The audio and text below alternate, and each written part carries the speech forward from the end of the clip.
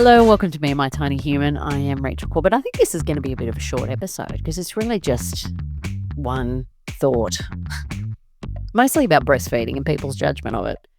I am absolutely blown away by how much judgment rolls around in the parenting space. I wasn't aware of it before I stepped into it.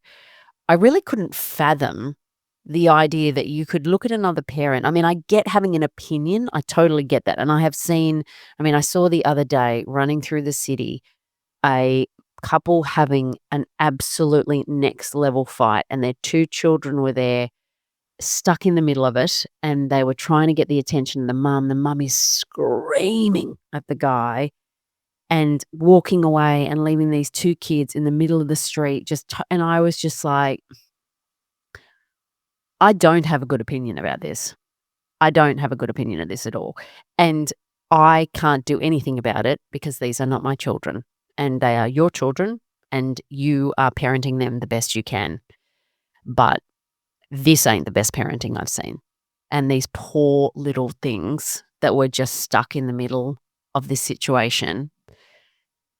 And part of me was like, do I say something to this woman? I'm like, I don't know your circumstance. I don't know your situation. What business is it of mine? Obviously, if something really, if it was like physical, I would have stepped in. But, yeah, those kind of things, there are a lot of things that are really hard to see. And when you have your own kid, like all you can think about is that kid in that situation, and it really just kills you. But the level of judgment about stuff that is not dangerous or really problematic for a child really blows my mind. And breastfeeding would be one of those things. So breastfeeding is, sure, one of nature's great blessings. I can get it. Oh, it's lovely. The connection between mother and child, all that stuff, the nutrients. Oh, it's the best thing for them. Fantastic. Get all of that. But it ain't easy. It ain't easy. And for some people, it is almost impossible. And I have a friend of mine who, made no milk, and her kid was not getting any bigger, and she could not work out what the heck was going on and was tearing her hair out and felt absolutely terrible, like it was her fault. And also, your boobs are not a Pyrex cup. They don't have a measurement on them. So when your kid's on there and they're sucking away, in your mind, you're like, good feed, good feed. Air might be coming out.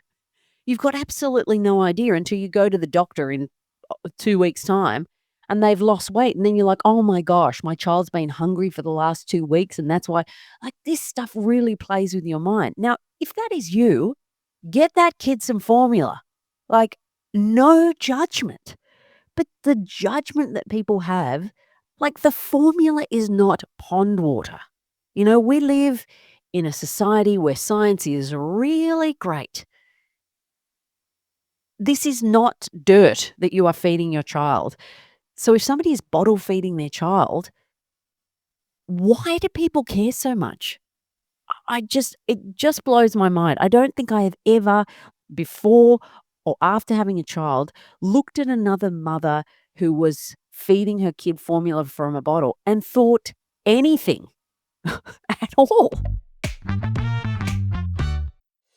Pardon me, interrupting myself. If you are enjoying this podcast, but it's kind of in a bit of a, geez, I wish I was doing this myself kind of way, then I just wanted to let you know that I can actually help you with that. Because if you don't know anything about what I do outside of talking about solo mumming, I've actually spent the last 20 odd years working professionally in radio and podcasting. I have run a couple of podcast networks. I still do. Don't worry, boss. This isn't me quitting on my podcast. And during that time, I've overseen the creation and production of almost 60 original shows. I've also hosted around 15 myself, and I've helped hundreds of people start their own show through my online podcasting course, Pod School. So if you want to start a podcast of your very own and do what I'm doing right now, then just check out podschool.com.au.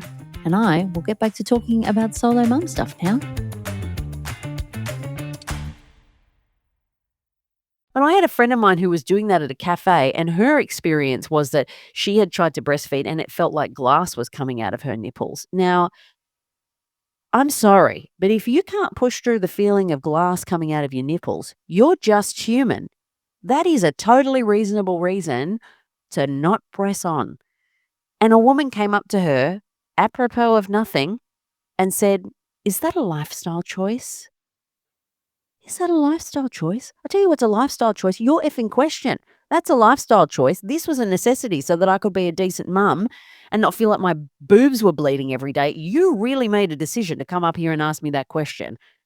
Like, I know which of the two of us looks worse in this situation."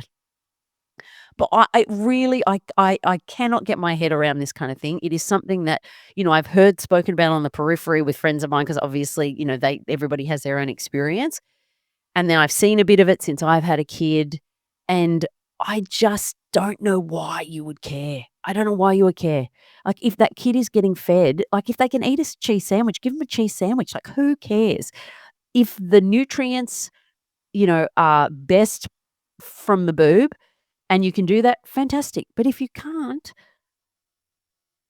like, it's not like a kid has no hope if they've been bottle fed. Like, I would love to know the stats on, like, people who've gone on to be I'm pretty sure there are presidents and CEOs and, like, amazingly talented, incredible people who got fed on formula.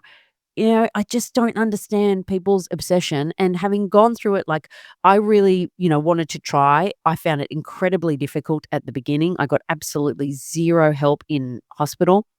And then when I turned up to the lactation class, the first thing the lady said, and I turned up after the night 2 cluster feed thing where she was basically up all night. I nearly dropped her a couple of times. I was so exhausted because I was making nothing. So she's not getting any food, so she's not going to sleep. So then I was like, I got to make this lactation class. I have to be there. And I turned up there and I had absolutely no sleep. And everybody's there in like pairs, with somebody supporting them. And she walked up to me and said, "Where's your partner?"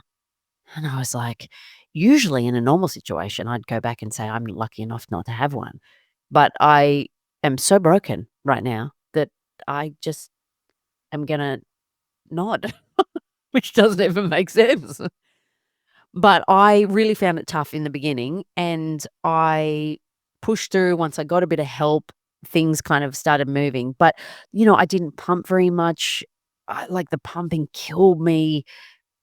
By the time I finished, I was so ready and done, like, and I got through, and I didn't like the time that I'd wanted to do it, and I did my absolute best, but it really felt like I was working hard to make sure I could do that for my daughter.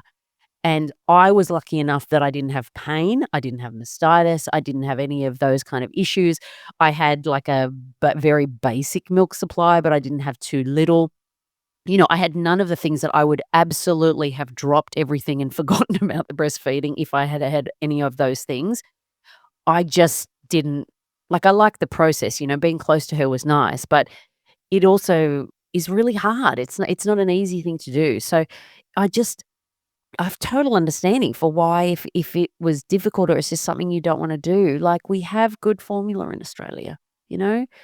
And if you're loving that kid and they're fed and they're sleeping good and whatever, like, that's all you want at that point. Like, all you want is a happy, fed baby. And if anybody comes up to you and says anything about how you're going about that, like, if you're shoving a cigarette in her mouth, I get it. Like, go up and have your 2 cents about that. But if you're shoving a bit of bloody Aptamil, shut up. Shut up. Truly, if you go up to people for no reason and judge them about the fact that they're not breastfeeding their child, like, take a long, hard look at yourself and just give it a moment, take a breath, write it on the notes of your phone. If you want to, you're welcome to have that opinion. But the person that doesn't need to hear that opinion is the person that's doing their very best. And that is my 2 cents. Truly. Let's give each other a break. Like, we're all just having a crack here, and it's tough going. So if we got a happy, healthy baby, what more do you want from us? Anyway, rant over. That felt quite cathartic, actually. Felt quite good after that. Anyway, share your thoughts by all means. Love to hear from you. Love your questions. By all means, leave a review. If you've had any of these kind of situations happen to you, love to hear it. Always love to hear the worst of humanity so we can share it and just judge it collectively. But yeah, just honestly, some of the stuff, people are just miserable, I think. Some people are just a bit sad, and it's like, go to therapy. It really helps. It does really help. You won't take nearly as much of your own stuff out on other people, and that is very helpful in your relationships. You'll find you get a lot out of that. Anyway, this has turned into a life advice podcast, which is not supposed to be. Please share it with your friends if you're enjoying the show. Love to have new people on board. Thank you so much for joining me all the way to the end, you little legend. And I'll see you next time.